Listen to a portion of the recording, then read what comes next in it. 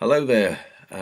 Just a brief one, really, but it's been a very powerful week so far. Today is Thursday, and already this week we have been notified of the loss of two members of the stunt community who very clearly, from the messages and correspondence that I've been receiving over the last 24 hours or so, meant a great deal to a great many individuals.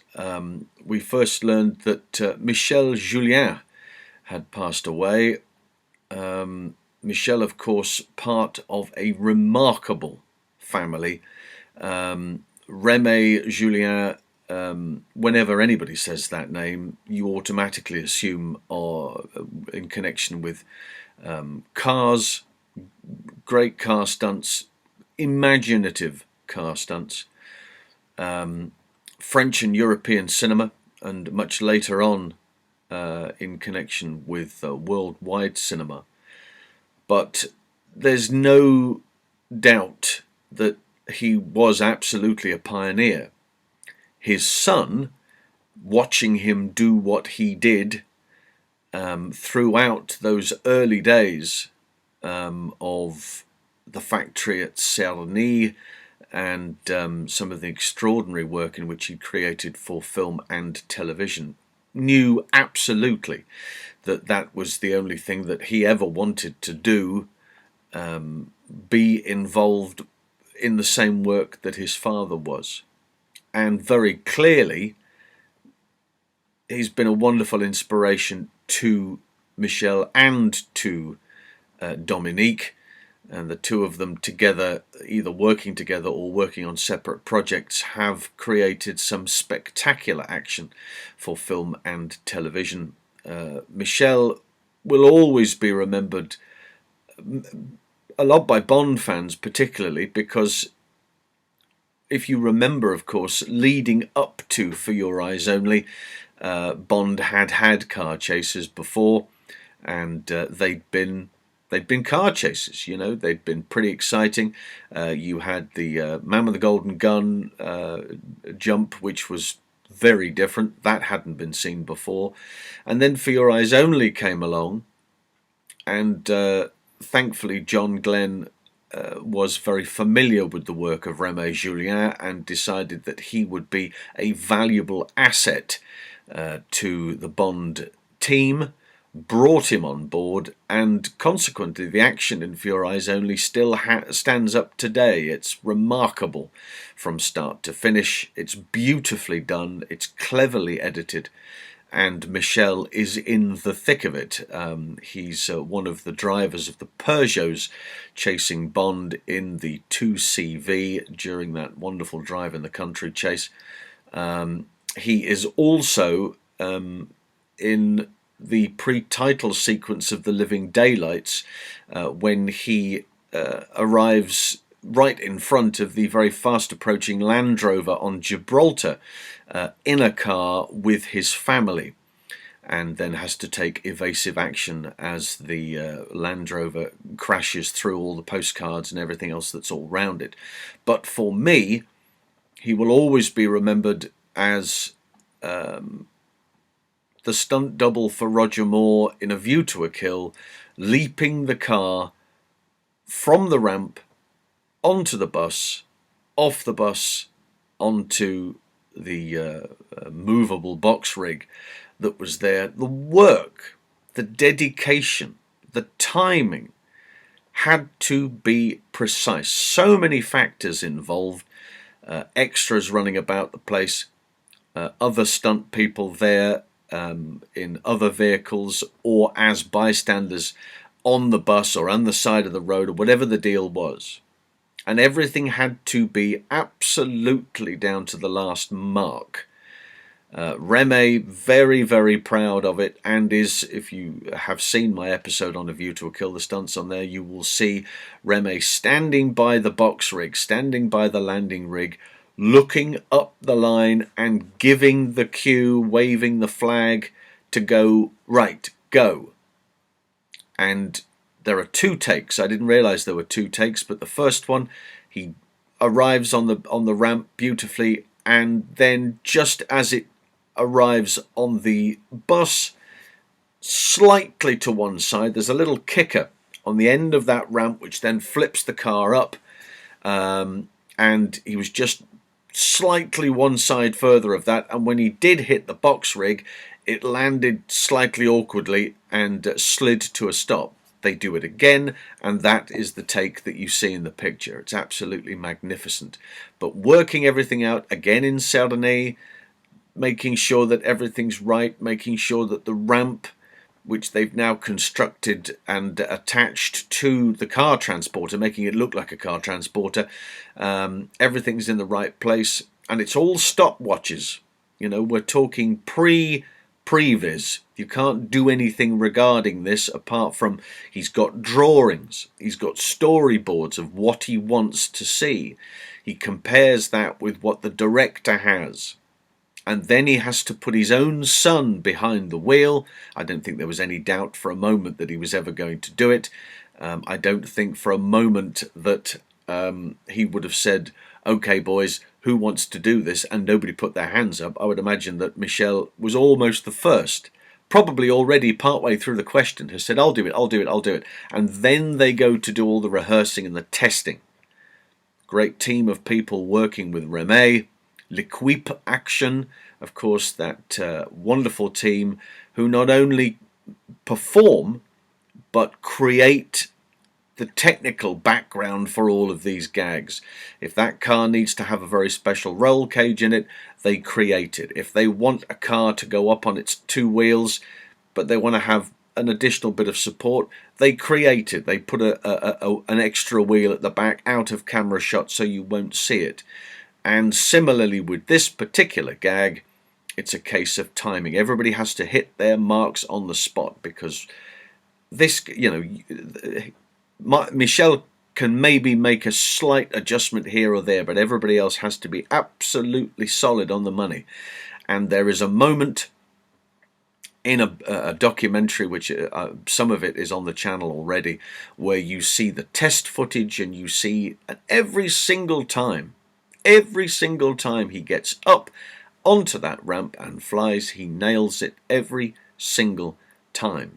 You do it again and again and again and again and again until it becomes second nature. You know exactly where the gear changes are, you know exactly where the movements are, you know exactly what the bumps are in the road, you know precisely when you are at the right speed, or you come in slightly slow and then you gun it up the ramp, or whatever the instruction is, you do it again and again and again until you get it right. And it's complete perfection. For me, personally, I believe it's the greatest gag that I've seen in the Bond series. I think it's beautiful. I can watch it over and over and over again, and it still makes me do the same thing, which is I still have that moment. I've seen it thousands of times. I love A View to a Kill. I've seen it thousands of times, and that gag still hits me in the right spot every single time. And Michel is stone cold right behind there, and he knows precisely where he's going. It's a beautiful drive. It's a fabulous gag. And then once he comes out from the car, he gives the big thumbs up, and there's almost a payoff to the whole thing, because he's wearing a helmet. He's in a tuxedo, well, the jacket anyway, with a bow tie, and of course below he's got pads on and all sorts of bits and pieces. But he has a helmet on which has ears painted on the side of it and blonde hair on the top of the helmet. It's a lovely little payoff gag based on the fact of, look what we did. And you only see him briefly. I mean, nowadays with the advantageous nature that you have with Blu-ray and the technology you've got, you can maybe pause it and go, oh look, there he is as he lands on top of the bus. You go, ah, and the shot is slightly from behind as you see him leaving, and then the next shot is Remy, of course, with the roof coming off the car. He's a master of all of that, you know. And then later on in his career, going on to do Transporter pictures, Taxi, these wonderful pictures, wonderful car stuff. And so I'm going to show you very shortly a wonderful gag reel, a stunt reel of his, which is advertised as one of the best car stunt reels you'll ever see. And I think that's fair. I think that's very, very fair. I also am a huge fan of the word cascadeur, the French word for stuntman. Cascadeur. It's a beautiful word, and it kind of describes everything very well. I've always been a big fan of the word, and I think it works beautifully. So we will see that as we go along, and we will also see a little bit of action from another gentleman who is sadly no longer with us, left us this morning in point of fact, Grant Page. Grant Page was a remarkable individual, Australian, and if you've seen, again, you will have seen my episode, The Man from Hong Kong. Well, that's Grant Page at, I think, one of his finest moments, not only as coordinator, but performer, double, actor. He's in a whole bunch of bits and pieces. He was very similar to the Juliennes family. Him and Michel, they're pretty similar. They both come at things from a very similar angle. Remy used to do it, and Grant used to do it as well. All right, you want this? Fine, you can have this. But I got a better way of doing it. How about we do this? And he adds an element. He's not doing it for his purpose. He may want to do a little something more, but he's also doing it from an audience perspective. What does the audience want to see in this sequence? And the answer very clearly is something they haven't seen before. Now, based through the 70s and 80s, Grant was a master of giving stuff to you that you thought was previously impossible. There's a whole bunch of wonderful bits and pieces of him doing the most remarkable things. One thing that you will see, which you may have already seen, I'm going to show it again anyway, but car knockdowns, you know, they happen traditionally, and again, I'm only speaking from a UK perspective here. Maybe in the States it's slightly faster, but normally from a standing start to the point of impact, maybe 10, 15, maybe 20 miles an hour as an absolute push. You wouldn't want to go any faster because there are other implications when you start jumping onto, that's the idea. You jump up, you get up high enough to get over the nose of the vehicle, onto the bonnet, onto the hood, and then momentum will then take you the length of the car, or the script says you've got to come out over the doorway, or you've just got to roll off the edge of the bonnet. Well, you have to position yourself in such a way that you don't get your legs whipped from under you, and therefore you lose control. You need to still have control to get onto the bonnet to then do whatever you need to do for the rest of that sequence, whatever's asked of you. Grant took that to a new level. So firstly, he was very good at teaching, very good at taking somebody and saying, look, this is how I do it. This is how I do it. This is how we do it in the films. I will wear elbow pads, I'll wear shoulder pads, I'll wear knee pads. You might want to wear something slightly different because what I wear may constrict you in your movement. But I would advise you wear this, this and this, and look, this is how I put it on, and it's still pretty good underneath the costume. So he would do all of that, he would explain all of that and work it through, but then he would take it to a different level. There was an occasion in 1977 on a live television show in Australia, in Sydney very possibly, and the gag was a car knockdown, but it would be done at 60 miles per hour, 60 miles per hour. So, live television, he's there, the vehicle's there, and he gives it the thumbs up, and down comes your man in the car, and it's, you know, if you're used to seeing knockdowns at 15 and 20 miles an hour, 60 is like a bullet train coming towards you, and your reaction time is far smaller. But you still have to make the same sort of judgment, and this is the key factor here. He does this because he's done it a number of times, and he leaps the same way. He times it perfectly to get to where he's want to go. But because of the speed of what's happening, he hits the windscreen expecting to roll up onto the roof of the car, and he hits it head first, smashes the windscreen, is knocked out cold, by the way, and is thrown up onto the roof of the car in practically a sitting position. The car then brakes from 60 down to nothing. He falls onto the floor, and an ambulance is called. And he's taken away to hospital and has stitches in here and a concussion there and a broken this, and I think he broke an arm and a whole bunch of bits and pieces.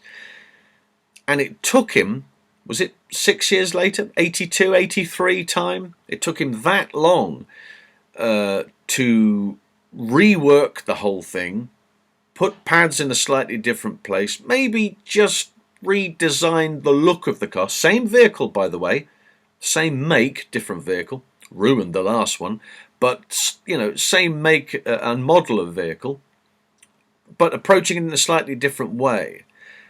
And the second time around, it looks faster, but he nails it beautifully, and exactly what he wanted to happen happens. He goes up the bonnet, is thrown into the air, the car passes under him, he then lands, lies on the floor, gets up, shakes himself down, and comes over and shakes the presenter's hand, like it's just another day at the office.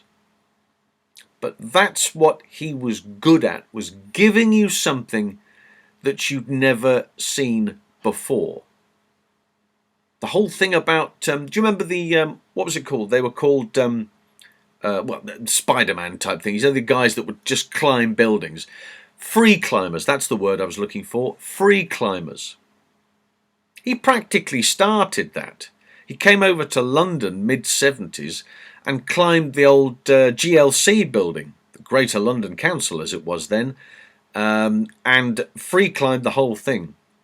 Bare feet, what was he wearing? A vest and jeans, and because of the way in which the building was put together and the bricks were put together, he had handholds and simply climbed to the top of the building and then climbed all the way back down again. Just for a stunt. Because he knew he could get away with it.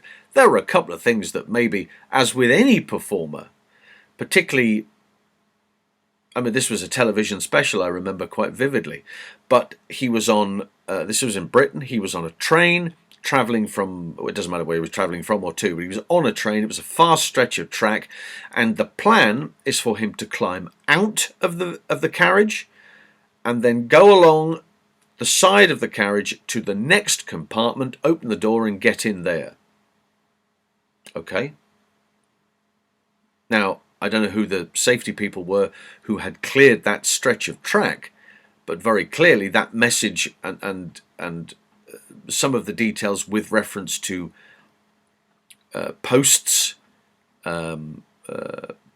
telegraph poles, you name it, they were at the side of the track, and he comes out of one and he shimmies along and he opens the door and tries to swing his leg round, and a post, not a concrete post, it was a wooden post, but when you're travelling at 60 or 70 or 80 miles an hour as this train was, if he touched it, it would have whipped him off and he'd have ended up in Bedfordshire somewhere, the speed he was travelling.